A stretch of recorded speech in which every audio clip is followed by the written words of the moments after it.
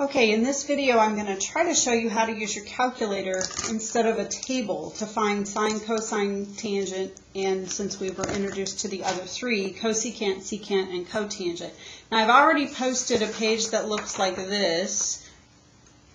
Okay, this is type A, and this is for the people that have the low-level calculators, the ones, and the way to check, and I'll go through that check with you in just a second here. All right. And then there's type B, which is the general public. Most people have this type now. It's kind of been a shift over the years. It used to be type A, it was more popular, and now it's type B. So it just really depends on the order in which you put things into your calculator. For example, I happen to know mine as a type B, but let me show you what happens when I put it in backward. So if you are a type A calculator, you would do 45 sine and hit enter, and it would give you an answer. Mine tells me I have an error. Okay, so I have to do sine, I'm going to clear that, I'm going to have to do sine 45. Okay, now I get an answer. Okay, but before, so you can try that. Now, if your answer does not come up like that and doesn't look like that, then we might need to do one other thing. So the other thing we need to check, remember there are modes on your calculator. So we're going to hit the mode button, and mine was in the wrong mode this morning, so I know. So I have to go down here and make sure that the degree is highlighted. Now, if you have a standard calculator, you're going to look for DEG. DEG. If you have trouble finding that, let me know and I'll help you find it. The other thing is you may have a DRG key, and that's the one you want to make sure it's in D mode. Okay, make sure it has a D. Okay, so I'm going to run through these as if I'm using a type B calculator. Those that need a type A calculator, if there's enough of you, let me know and I will run through those as well. Okay, so here we go. So I want to find things like the sine of 47 degrees. Well, in geometry, Mrs. Devine always had you look it up in the table. Well, it's real simple on the calculator. You just type the function that you want, which is sine, type in the angle measure that you want. You can close the parenthesis, but since this is the only thing we're going to do, you don't really have to. Hit the enter key, and it gives you your answer. Now, we're going to stick with the 4 decimal places, so this would be 0.731. Now look at the 3 and the 5. The 5 would make me round up, so I would do 4. Okay, let's do a couple more of those. Let's find the cosine of 213 degrees. That should be degrees. Okay, so cosine 213 and hit enter, and it tells me it's negative 0.8387, rounding correctly. Okay, if I want to find the tangent of 184 degrees, I would simply type tangent 184 and hit enter. And it tells me it's 0.06992, so 99. Okay, and let's just for grins and giggles, let's find the sine of negative 36 degrees. So sine, use the negative down here, negative 36, enter. And it gives me negative 0.5878. Okay, so that is how I would find sine, cosine, or tangent given the angle measure. Okay, so now that's not so bad. But what if I need to find the angle and I already know the sine? So to find an angle, so for example, if I know that the sine of my angle is 0.3492, it's a very simple process on my calculator. I would use the shift key or the second key and look up above the word the sign. You see the sign -1, so I'm going to do this. Okay, so it's going to look like this, second sign, and then I put that number in, 0.3492. Again, I'm not doing anything else, so just hit enter, and it tells me that X, my angle, is 20.4 degrees. I'm just rounding to a tenth. That's fine. Okay, now just to double check that, hit sine of 20.4. Now remember, it's not going to come out perfect, but it's going to be really close. Okay, we're into the 3rd decimal place. The reason it's not going to come out perfect is I rounded here. If I'd have left it the other way, if I'd have plugged in the whole thing, so if I would have done the sine of 20.43039135, I would be much closer. See, I'm still not perfect, but it's a whole lot closer. So just so you know, that's how it's working. So I'm using this function, which is using the second key, or in some cases it's called the shift key, okay, whichever one you have on your calculator. Okay, we're going to do that again. Let's find an angle whose cosine is negative 0.6143. So I do second cosine, looks like that.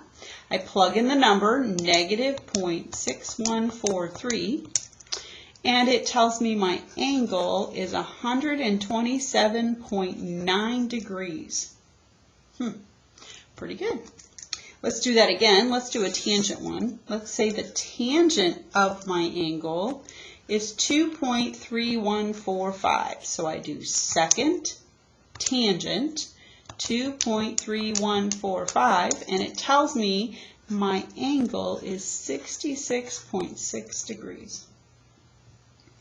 Okay, so that's how I work with sine, cosine, and tangent. But the other day we learned about 3 new functions. I'm going to change pages here. Okay, we learned about 3 new functions. They are the cosecant, the secant, and the cotangent. Now remember, this is the reciprocal of the sine, this is the reciprocal of the cosine, and this is the reciprocal of the tangent. Okay, now the reciprocal function on your calculator is found in several different cases. It could be a 1 over x key, it could be an x to the negative 1 key, or you could simply tell it, go to the negative 1 power. Whichever one we have to do. If you have trouble, again, locating that, please let me know and I will assist you. Okay, so here's how this works. First, we're going to find the value of the cofunction.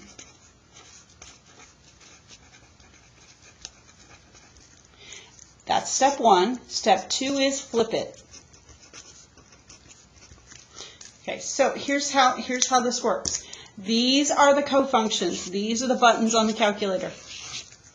You don't have a cosecant, secant, and cotangent button on your calculator. You have a sine, a cosine, and a tangent. So to get what we want, we have to find the value on our calculator of the other one, and then we have to flip it over. These are the things we're going to use to flip it over. So this is our flip. Okay, so I'm going to show you what that looks like. Now, first I'm going to clear my calculator so we get all that other stuff out of the way. So let's say, for example, I want to find the cosecant of 23 degrees. Okay, so I look up here and I say, okay, cosecant is the same as sine. So let's find the sine of 23. Go ahead and close it. So I now have, so I found the sine of 23, which is 0.3907. I'm just going to leave it like that. I'm going to leave my calculator alone, however. I'm going to just write that down there so I have a reference point. And then I need to flip it over. So to flip it over, I'm going to do the x to the negative 1 key. So I'm just going to hit that button, which takes my answer and turns it over. And I hit enter. And the cosecant of 23 degrees then is 2.5593. And if I leave my 4 decimal places, that's what it would look like. Okay, let's do another one of those. Let's find the secant of 95 degrees. Well, what goes with secant is cosine. So we're going to find the cosine of 95. So cosine 95 gives me negative 0.0871557424. Okay, again, leave my calculator alone. I want to flip it over. So x to the negative 1 power, enter, and I get the secant is negative 11.4737. There it is. Not so tough. Okay. Remember, what I'm doing here is I'm taking this number, whatever it is, to the negative 1 power. Whatever this number is to the negative 1 power. That is where this number is coming from. Or if you have the 1 over x key, it's the same thing. It doesn't matter. Whichever one works. Okay. And let's find the cotangent of 200 degrees. So first I find the tangent of 200, is 0.363970, blah, blah, blah, blah, blah, blah. Okay, again, I leave it alone on my calculator. Then I flip it over. Oops, I don't want to square it. Let me clear that. I want to flip it over. I hit enter, and it tells me that the cotangent of 200 is 2.7475. And there's how I find my answers. Not so horrible. Okay, we got one more thing to do. Okay, we need to find some of these things. Remember, I try to write this on every page so that you don't get confused and you don't get lost. But remember, sine, cosine, and tangent go with secant, I did it, cosecant, secant, and cotangent. Oops, I have that all off the page here. Let's try that again. There we go.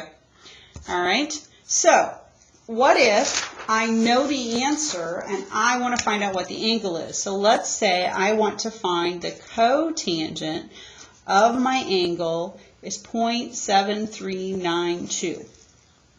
Okay, now we're going to reverse the process. In this place, we're going to flip first. And then we're going to use cosine inverse or the -1 powers. Okay, so we're going to flip it, and then we're going to use our function to the -1 power. So it works like this. Okay, so we have 0.7392. We're going to flip it over first. So x to the -1 equals. All right, so that gives me, so I put 0.7392 to the -1 power gives me 1.3528, blah, blah, blah, blah, blah. Okay, now I'm going to do second tangent. I want to know what function or what angle has a tangent of 1.3528 whatever. So I'm going to put that number in there. Now I can use what's called the answer key, which is my negative sign. So I do second answer. Okay, and I hit enter, and it tells me I'm at 53.5 degrees. Let's do that again. Let's find the angle whose cosecant is 1.29. So 1.29 x to the -1 equals 1.29 to the -1 power gives me 0.7752. Close enough. Okay, I take this, I just leave it in my calculator, I don't erase it ever. Okay, cosecant goes with sine, so second sine of that number, and this is all written out in those directions I gave you. Okay, so I'm going to do sine inverse of that number, 0.7752, whatever it is, and I get 50.8 degrees. Let's do one more. Let's find the angle whose secant is 2.34. So again, I take 2.34 to the -1 power, so 2.34 to the -1, which gives me 0.42735 dot, dot, dot. Okay, again, I don't erase, I just leave it there. All right, then I know secant goes with cosine, so second cosine of that crazy number I just got, so second answer, and it gives me my angle of 64.7 degrees. And that is how I use my calculator. Now, I've posted a practice page out there if you'd like to do that and ask for questions or do some of those. I also need to post the answers for you so that you have access to those so you know that you got them right, because it's just a practice page to make sure you're doing the correct procedure with your calculator. If you're having difficulty in any way, shape, or form, please let me know. I'll be more than happy to sit down and try to help you figure it out. I hope you have an opportunity to look at this before we actually use it, but hang in there. If you don't, we'll get you through it. Hang in there.